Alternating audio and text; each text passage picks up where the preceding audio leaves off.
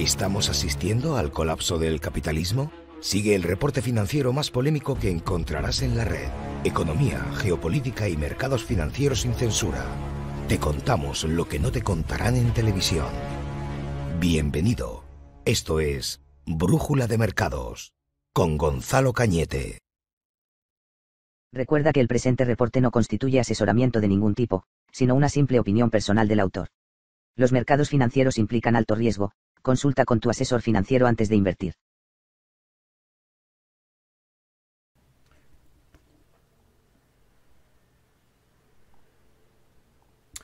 Vale, muy buenas tardes, bienvenido al reporte semanal de Brújula de Mercado. Antes de enrollarme, voy a contar dos cosas. Por ejemplo, llevo un polo que es de Delta Value. Así que, Joaquín, si me estás viendo, que sepas que llevo el polo de Delta Value, una web de trading que os invito a que visitéis, ¿vale? Que me mandó Fran y Joaquín me mandaron la gorra de área de inversión, el polo de área de inversión, la sudadera de área de inversión, el polo de Delta Value. Vamos, Joaquín, estoy contigo.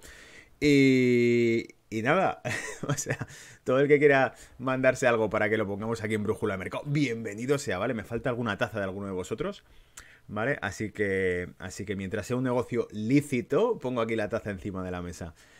En fin, eso era una cosa que quería comentar porque si no sé que me voy a liar contando cosas y no va a salir y no voy a contar el tema de Joaquín, de Delta Value, del polo, de Fran. Ya está comentado, ¿vale? Está dicho. Bien, segundo punto que iba a comentar. Sí, es posible directamente que ya hasta agosto no suba reporte, es decir, la semana que viene no haga reporte y la siguiente quizá tampoco ya, ¿vale? Y en agosto probablemente diría, no, y cojo el mes de agosto ya de vacaciones y no hago reporte, pero todos sabemos que soy compulsivo, o sea que probablemente durante el mes de agosto no me resista a comentar lo que esté ocurriendo. Además, puede que pasen 2 semanas y esté con un mono que me subo por la pared por aquí atrás, ¿vale? Esperando a comentaros cosas que estén pasando. Sobre todo porque además, llevamos un año de auténtica locura en la que pasa todo tipo de cosas, es difícil morderse la lengua y no comentar ¿has visto esto? ¿Has visto esto? Otro es que alucinas, ¿vale? Con todo lo que va saliendo.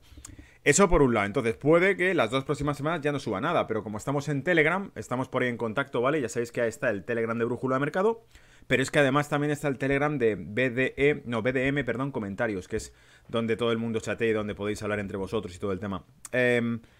Dicho eso, ya está liquidado, ¿no? Ah, por cierto, también hice con la cámara que os comenté que compré y el micro, que había hecho rollo pues para hacer entrevistas, para salir por ahí y demás. Lo que hice fue el primer videoblog que he hecho yéndome al sur de Inglaterra de vacaciones. O sea que lo dejaré en las descripciones del podcast, imagino, porque aquí estoy en directo, aquí no lo puedo poner. Pero lo dejaré en las descripciones del podcast o quizá en Twitch, si puedo editar después del directo la descripción y todo el tema, porque ya sabéis que en Twitch tampoco entro mucho, excepto para hacer el directo. Pero lo podré dejar ahí por si alguno tiene ganas de...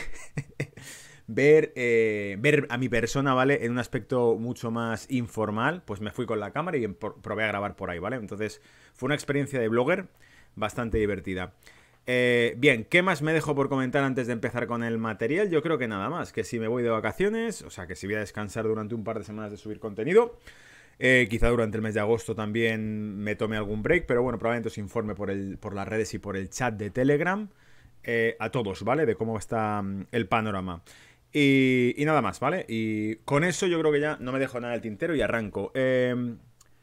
Comparto pantalla. Bueno, os comento un poco lo de esta semana, ¿vale? Voy a ponerlo en pantalla completa la portada. Os comento un poco lo de esta semana. Esta semana hay varios temas. Por cierto, lo voy a poner por aquí, que si no, luego se me va a escapar. Mejor dicho, la quito de pantalla completa. Esta semana hay varios temas. Vamos a empezar comentando el futuro de la OPEP. Mikel ha mandado un artículo donde nos habla que... en principio, Emiratos Árabes Unidos ha amenazado con abandonar la OPEP y se unió a ella en los 60 y es uno de los mayores productores. Y durante años no ha rechistado, la voz cantante de la OPEP siempre han llevado los sauditas, pero parece que Emiratos Árabes está saliendo un poco del tiesto y empieza a desafiar un poco a la OPEP. Y por lo tanto, creo que esto es una de las cuestiones que también podría debilitar ese eje petro, dólar, sistema financiero energético que hemos visto hasta ahora, hacia un sistema financiero tecnológico, ecológico, que es lo que se está convirtiendo, ¿vale? la moraleja un poco de lo que estamos viendo durante este último año, prácticamente desde que empezó todo este follón, ha sido cómo el capitalismo financiero empieza a estar en un segundo lugar y entra súper agresivo y arrasando un capitalismo tecnológico mucho más fuerte. Y es ahí donde vemos realmente que este tipo de cosas tienen significados. Es como un tablero de ajedrez que vamos viendo y podemos ver cómo distintas piezas se van moviendo poco a poco y cada movimiento tiene en realidad un significado. Y en este caso creo que Emiratos Árabes presionando con dejarlo a Pep es otro movimiento más hacia, de este capitalismo tecnológico, hacia esa nueva tecnocracia ecológica que nos van a ir instaurando poco a poco, ¿no? Así que se vuelve muy interesante esto. Analizaremos también los precios del crudo, el gráfico, para ver la evolución un poco del mercado de la energía. Hablaremos del ataque cibernético que ha sufrido la red ferroviaria de Irán. Vamos a hablar también de cómo Reino Unido, la autoridad financiera de Reino Unido, la FCA, ha restringido las transacciones que se puedan realizar a través de criptos y cómo Barclays ha prohibido los depósitos en Binance utilizando pues tarjeta. Por ejemplo, no puedes utilizar la tarjeta de Barclays para depositar en Binance. Y vamos a ver también cómo han tenido que soportar un fuerte ataque en redes sociales a raíz de esto, porque mucha gente ha criticado que eran usuarios de Barclays diciendo, ¿me vas a decir tú a mí en qué puedo gastar mi dinero? ¿Qué es esto? Bueno, ya sabéis, estamos viendo la época del control absoluto en todo y cómo poco a poco esos pilares que creíamos de libertades individuales van desapareciendo paulatinamente bajo una especie de miopía social brutal que se está aplicando. Por cierto, aprovecho para comentar, ya sabía yo que algo me dejaba en esta intro que os estaba diciendo de cosas interesantes. Esta mañana he estado bajo fuego cruzado en Twitter, ¿vale? Con temas de esta índole. Publiqué una serie de datos que había publicado el INE sobre la incidencia de esta famosa enfermedad por rangos de edad, etcétera. Y la respuesta con la que me encontré al publicar estos datos ha sido directamente insultos, economista analfabeto, tal. Lo más preocupante es que la mayor parte de los insultos venían de gente que tenía perfiles aparentemente científicos o doctorales, que básicamente, pues, bueno, lo que le he contestado más de uno era parece que los PhD los regalan, parece que los títulos de doctorado los regalan, porque desde luego mostréis cualquier cosa menos criterio científico, analítico o educación cuando directamente tú publicas un dato y te empiezan a insultar. No te dicen, esto no es cierto, porque el dato, en realidad, no, te insultan directamente. Muy divertido, la verdad que, a ver, lo reconozco. Habrá gente que se pueda llegar a ofender o a picar, pero a mí me parecía bastante divertido porque era muy obvio, ¿vale? O sea, había gente que, ¿cómo es posible que tenga un PhD y te estén diciendo chaval, no sé qué, analfabeto? Y digo... No sé, yo alucinaba, digo, debe ser que ahora a esta gente le dan doctorados en Barrio Sésamo, porque si no, no me explico que alguien que ha estudiado X años y ha pasado un doctorado hable así, con esa, digamos, ese léxico que utilizan en los comentarios, es decir, estoy seguro que es que hasta te lo inventas, es imposible que alguien con estudios se dirija a ti con insultos y con bajezas de ese tipo, ¿vale? Fiscalidad mundial. Lorena mandó otro artículo en el que nos habla que el G20 supuestamente ha mostrado que ha llegado un artículo sobre cómo se va a tributar las empresas a nivel global durante los próximos años, ¿vale? Y resulta interesante porque este tipo de acuerdo fiscal a mí me parece que es un acuerdo de cara a la galería y luego veremos por qué. Los comentarios que se han hecho, ha habido países que han dicho, no, pues tendría que ser más incluso, porque quieren ser más papistas que el Papa, quieren ser el máximo exponente en promesas utópicas que se van a ir realizando. Queremos un control fiscal exhaustivo sobre las empresas y evitar la evasión fiscal y el fraude fiscal. Claro que sí, todo el mundo quiere eso. El problema es que no se cumple y no se cumple porque existen multitud de mecanismos que ya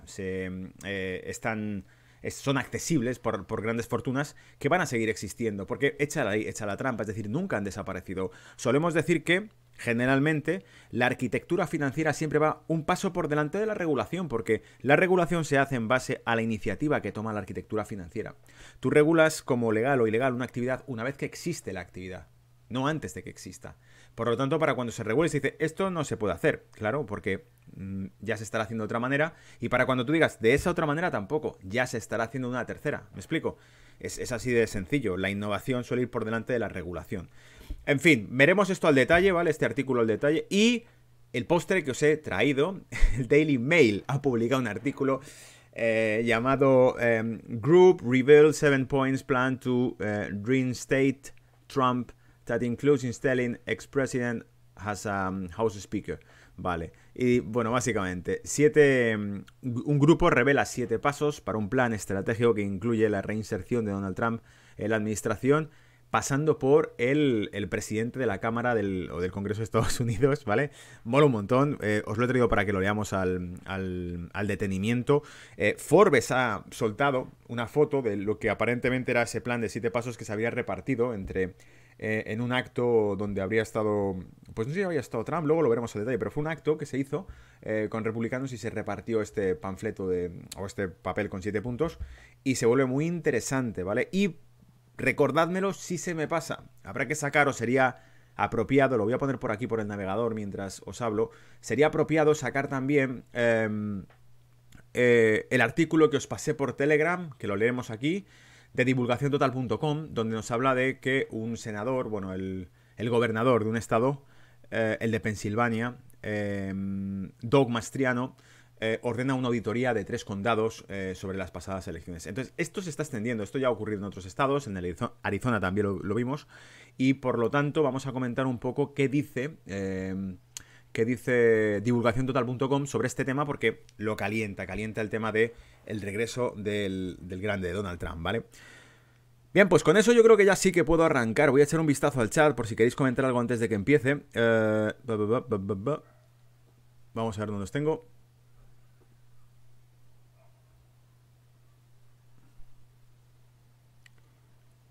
Fanáticos del nuevo orden.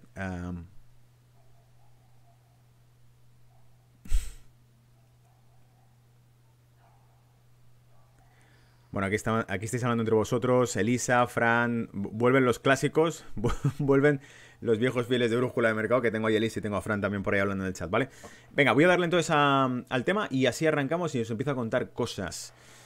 Bienvenido una vez más a Brújula de Mercado, análisis semanal. Por cierto, vamos a meter la intro vieja que sé que os gusta y así ya arranco con más energía todavía.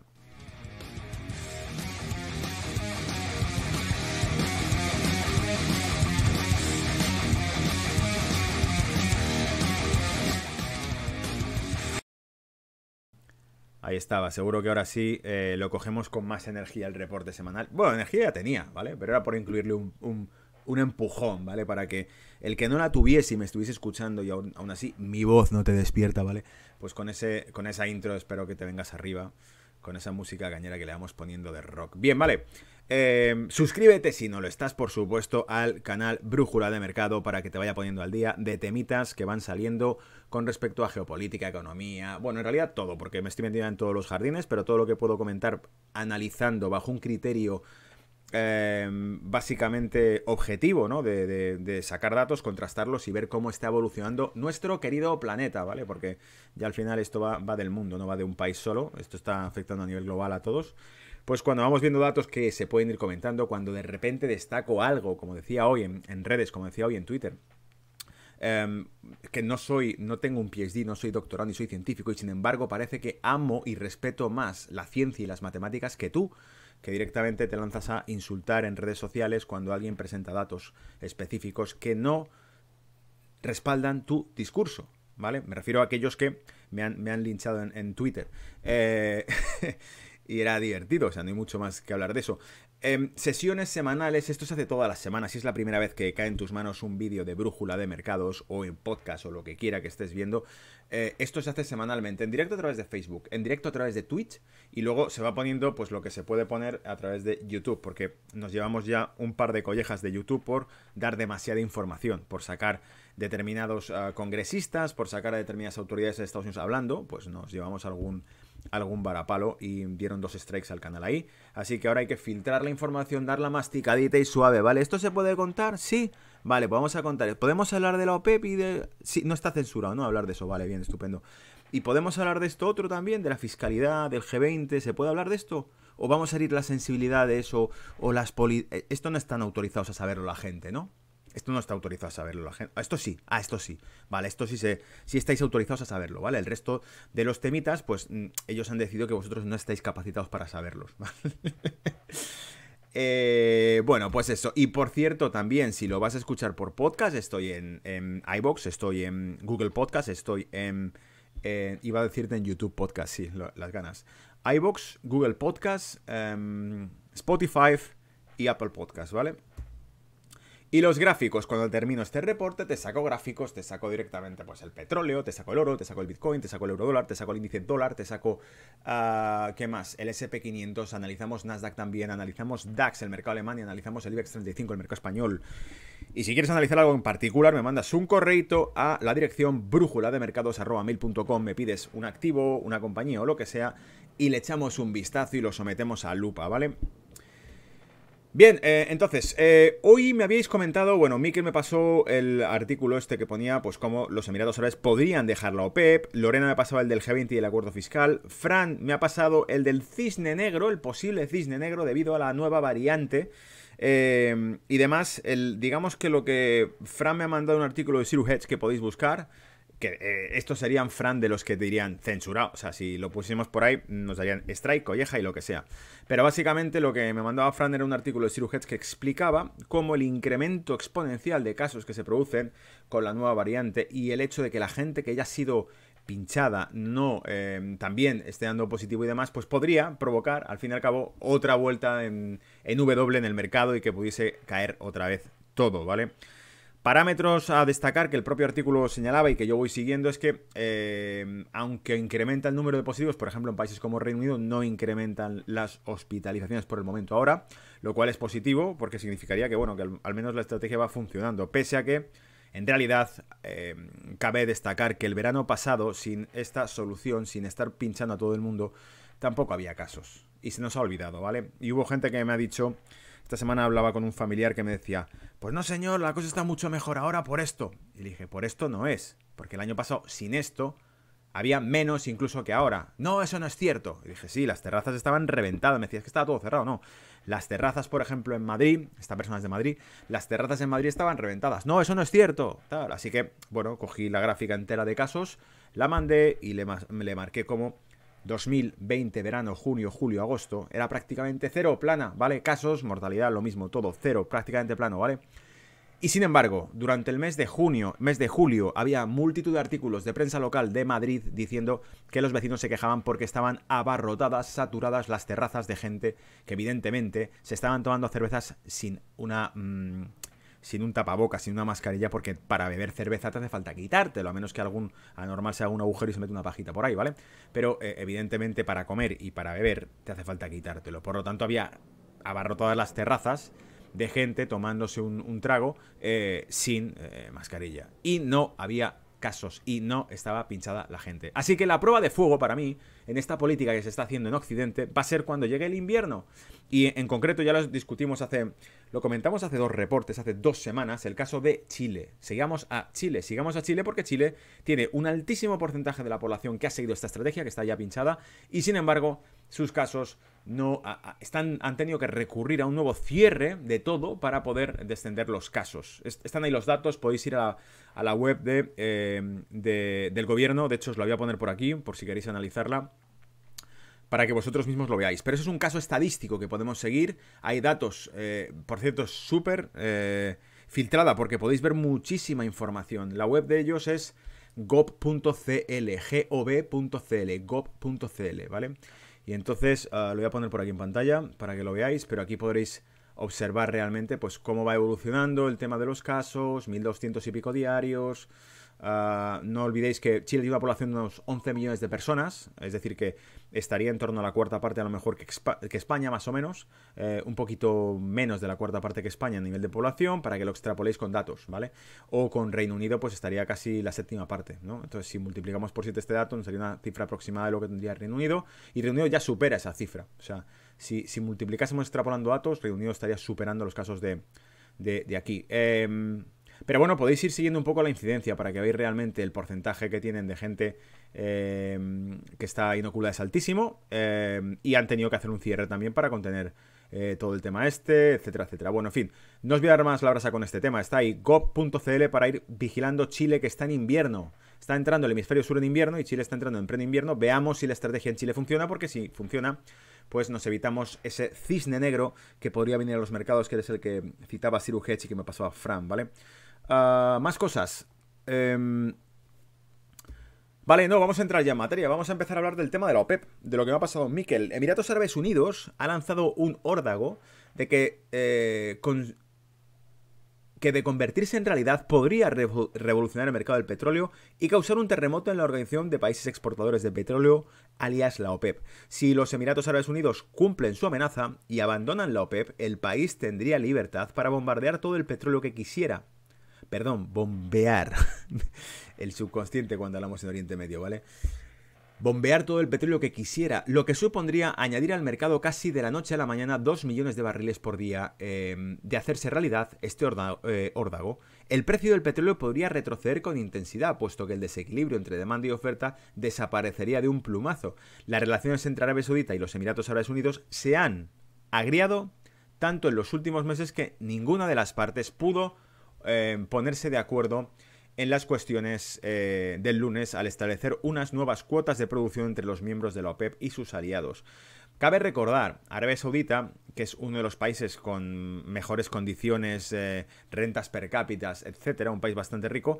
Esto lo comentamos hace ya más de un año, hace más de 2 incluso diría yo, porque en realidad todo este tema empezó en 2014 con la guerra del crudo. Sacar un gráfico del petróleo y lo veréis, el desplome que hubo del crudo en 2014. Que en aquel momento también coincidió con el auge de la industria de esquisto y de producción de gas licuado norteamericana. Pero Arabia Saudita, os recuerdo, desde que empezó esta guerra energética, que lleva ya varios años con ella, ha incurrido en déficit financiero, en déficit comercial y en déficit fiscal. O sea, ha incurrido en triple déficit. Déficit público, déficit comercial y financiero y déficit fiscal. Que es el déficit público, el déficit fiscal. Es decir, gasta más de lo que está ingresando a nivel de gasto. Y esto está afectando evidentemente a las condiciones de vida en Arabia Saudita. Un país extremadamente rico que va a empezar por primera vez a ver cómo tiene que pedir prestado dinero para continuar funcionando al mismo ritmo, ¿vale? Para mantener su nivel de vida va a tener que empezar a pedir prestado. Un país que ha vivido una utopía energética, ahora tiene que empezar a pedir prestado para financiarse. Necesidad de financiación se llama en economía esto, cuando un país gasta más de lo que ingresa, entra en necesidades de financiación, ¿vale? Personas, y esto es por el petróleo barato, pero como saben que en el largo plazo la batalla la tienen perdida si dejan que la industria siga funcionando igual, en Estados Unidos su batalla es, si yo mantengo el petróleo barato, el break-even, el precio medio o umbral de rentabilidad de la industria esquisto americana, revienta, y por eso muchas compañías cierran. Si yo subo el precio del crudo, empiezo a levantar el ingreso que pueden recibir, el beneficio que reciben, el valor añadido que reciben por producto estas empresas, y podrían llegar a sobrevivir en este tipo de condiciones, ¿vale? En fin, la batalla realmente está perdida porque es tecnológica y ya la han ganado los estadounidenses con este tipo de industria. Personas cercanas a los Emiratos Árabes aseguran que solo se había pospuesto la reunión de forma formal de ministros de petróleo. Sin embargo, sus homólogos en Arabia Saudita argumentaron que se había cancelado y culparon a los Emiratos Árabes de torpedear un acuerdo para aumentar la producción en un momento en que la mayor demanda ya ha elevado los precios del crudo un 50% en lo que va de año.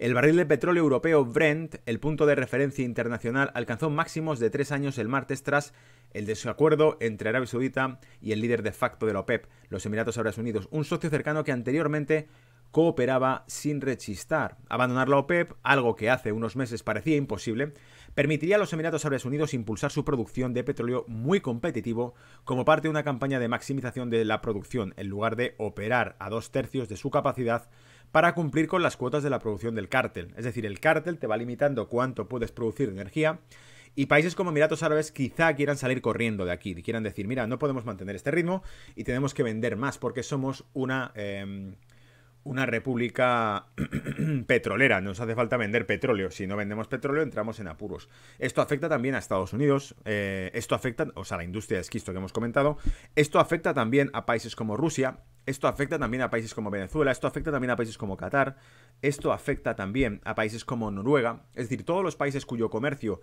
tiene un alto porcentaje de venta de hidrocarburo, se ven afectados monetariamente por esta situación, ingresan menos, sus ingresos en la balanza comercial caen en la medida en que la energía pierde fuerza. No es el caso. Ahora veremos gráficos para que veáis que en realidad la energía no ha perdido fuerza, sino que además desde este blog comentamos nuestras proyecciones de precio que se han ido cumpliendo con meses de pronóstico y de antelación, y no es que sea casualidad, no es que dijésemos va a subir el petróleo, es que lo que dijimos fue va a subir hasta cierto nivel. ¿Cuál? Este valor concreto. Cuando llegue aquí es cuando en todo caso veremos ventas o pausas en la subida del precio del crudo. Y ha ocurrido así, porque fue llegar a esos niveles y se empezaron a formar las pausas en el crudo, ¿vale? ¿Tenemos una proyección siguiente? Claro que sí la tenemos, ahora sacaremos el gráfico, ¿vale? ¿Dónde me he quedado? Vale, Christine Diwan, académica residente en el Instituto de Estados Árabes de Golfo de Washington, asegura en declaraciones al Financial Times que Emiratos Árabes Unidos no se irían de inmediato, pero la lógica de su política petrolera y su trayectoria estratégica sugiere que antes o después deberían hacerlo, ¿vale? No hemos entrado en detalles, el artículo es bien corto, eleconomista.es era el que publicaba este artículo. Pero evidentemente creo que si entrásemos en detalles nos sorprenderíamos con que nuestra intuición nos dice que el problema aquí es de la presión fiscal que están teniendo los países del Golfo Pérsico por un petróleo tan barato que lleva así años. Entonces habrá países que digan, no podemos soportar ese ritmo y somos una república que vive de esto. Hay que producir más, hay que vender más, aunque eso signifique que nos vamos a una guerra energética. Tenemos los gráficos aquí, ¿vale? Entonces, con los gráficos aquí podéis ver cómo los pronósticos que hicimos hace ya meses eran primero alcanzar esos 58-60 dólares el barril y luego continuar hacia los 70 dólares el Brent, el barril Brent, ¿vale? 70-72 dólares el barril Brent. Esto se hizo con mucho tiempo. Si no te lo crees, simplemente puedes ir a Brújula de Mercados en YouTube, puedes ir directamente a estrategias semanales y puedes mirarte, qué sé yo. El petróleo se comenta prácticamente en todos los reportes, por lo tanto te vais a hacer un reporte hace 6 meses y miras cuál era nuestro pronóstico del crudo y podrás ver un poco por dónde iban los tiros y nuestro grado de acierto. ¿Qué más? La semana pasada teníamos este gráfico aquí. Tampoco es que haya habido mucho cambio, ¿vale? Pero la semana pasada ya sugeríamos que una vez sobrepasados, como ha ocurrido, los 70-72 dólares el barril, una vez sobrepasados es esperable una contracción llamado pullback en gráficos, una contracción del precio que nos lleve de vuelta hacia los, de nuevo, 70-72, y desde ahí sí empiezan a entrarle paulatinamente cada vez más compras que disparen ese crudo a más allá de 80 dólares el barril, incluso cerca de 85-90 dólares por barril, ¿vale? Los objetivos están ahí. ¿En qué nos basamos? Sencillamente en proyecciones de precios simétricas que nos están mostrando ese tipo de impulsos presentes. Por lo tanto, de aquí a llamar al crudo un mercado bajista queda mucho, por mucho que escuchemos rumores de la OPEP, de esto, de lo otro, ¿vale? Hasta que no veamos que esto no se traduce en movimientos sospechosos en los gráficos, no podemos verificar esa información. Como decía Stan Weinstein en su libro Los secretos para ganar en los mercados alcistas y bajistas, el visualizar los gráficos es lo que me permite contar con información descontada que otros no están viendo. Es decir, la información que se sepa realmente bajo la mesa de la OPEP no podemos saberla ni tú ni yo, pero sí podemos ver cómo esa información influye a un círculo cercano a ellos que sí pueda saberle, que sí pueda utilizarla para especular en mercado, porque quedará reflejado su rastro en los gráficos, ¿vale? Cambio de tercio con esto para hablar de otra cosa más. Irán, no nos vamos muy lejos, nos estamos yendo a Irán ahora mismo. Irán ha padecido un ataque cibernético que ha paralizado sus trenes, o una red ferroviaria de trenes en Irán, y que durante un tiempo ha estado paralizada y que ha sembrado, según dicen, el caos, aunque luego parece que se desmintió en los medios de comunicación. O más bien se dijo la verdad y luego se mintió, no lo sé. Dice, el sistema ferroviario de Irán sufrió este viernes un ataque cibernético, informa la AP, que cita a la agencia de Persa Fars. Los piratas informáticos publicaron anuncios falsos sobre supuestos aplazamientos o cancelaciones de trenes en los tableros de información en estaciones de todo el país, además de varios avisos en los que se podía leer con mucho retraso a causa del ciberataque o cancelado. Es decir, que el ciberataque consistía en simplemente anunciar retrasos en los trenes, ¿vale? Los delincuentes cibernéticos dejaron a los tablones el número de teléfono de la oficina de Ali Khamenei, el líder supremo de Irán, instando a pasajeros a dirigirse allí para solicitar información al respecto. Horas antes la agencia iraní informó que los trenes perdieron el control sobre su sistema de seguimiento electrónico. Además, precisaron que el hackeo se tradujo en un caos sin precedentes en estaciones de trenes. Sin embargo, el medio luego eliminó esta información y citó al portavoz de la campaña ferroviaria estatal, Sadek Sekri, que enfatizó que el ataque no causó problema alguno en el sistema. De momento, ningún grupo ha asumido la responsabilidad de este incidente. Es curioso porque Oleg, que por cierto, Oleg, si nos estás escuchando, estás ahí por el chat, estás en el directo de Twitch, no lo sé. Si estás por ahí, saludos. Oleg me mandaba precisamente un correo electrónico esta semana en el que me decía, atento, Cyberpolygon, que ya sé que muchos que seguís este blog estaréis pensando ahora mismo en Cyberpolygon, ¿vale? Porque hace semanas ya lo comentamos. Cyberpolygon tiene en su agenda de ensayos, Control Management Exercise, ejercicios de control de gestión de riesgos, ¿vale? tenía como ensayos para simular ataques cibernéticos que afectan a las redes de suministros. ¿Suministros de qué? De mercancías, trenes, autobuses, tráfico marítimo, etcétera. Pues entre uno de los ensayos que tenían es este. De hecho decían que no tenían nada que ver lo que ha sucedido este último año a nivel global con lo que podría suceder si esto fuese cibernético. Si ese ataque vírico fuese cibernético, ¿vale? Son las buenas vibras que te manda el Foro Económico Mundial, ¿vale? Los sociópatas. Entonces ahí te van diciendo, es que si pasase esto sería la hostia. Y para que aprendáis de esto, vamos a tener que daros una microdosis del caos que pueda haber. Y quizá estos son microdosis. Vimos hace tiempo una noticia también de que una compañía cárnica había sufrido un ciberataque, otra compañía de supermercados en Europa sufrió un ciberataque y no podían aceptar pagos con tarjetas digitales, o sea, con tarjetas de prepago. Esto está ocurriendo, está pasando en bastantes sitios. Lo que no sabemos es si estamos mirando, por decirlo así, en esta dirección porque nos han hablado de esto o porque realmente está ocurriendo especialmente, con especial incidencia. No sé si me explico. A lo mejor si Cyberpolígono nos hablase de que pueden aparecer unicornios, empezarían a aparecer en redes sociales fotos de unicornios y gente hablando de unicornios. En este caso, si los ciberataques son relativamente comunes o si realmente se está incrementando su incidencia motivado por este grupo, ¿vale? De presión. Y por cierto, esta noticia estaba publicada a través de RT, el sistema ferroviario iraní sufre un ataque cibernético. ¿Vale? Retiro un poquito presentación, pego un trago, chequeo chat y seguimos.